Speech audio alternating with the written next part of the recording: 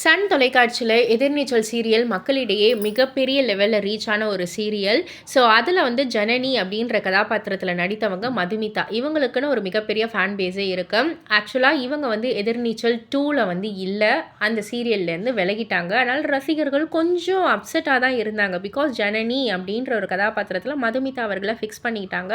அதனால திடீர்னு வந்து அப்படின்னா சக்தியோட பேர் வந்து வேற ஒருத்தவங்க அப்படின்னக்குள்ளலாம் வந்து கொஞ்சம் கஷ்டமா தான் இருக்கு. பட் எனிவேஸ் அவங்களுடைய பிரைட் ஃப்யூச்சர் வந்து பார்த்து நோக்கி அவங்க போய்க்கிட்டு இருக்காங்க அப்படின்ற மாரி, அவங்களுடைய ஃப்யூச்சர் கெரியருக்கு வாழ்த்துக்கள் அப்படின்ற மாரிலாம் எல்லோருமே சொல்லிக்கிட்டு இருந்தாங்க.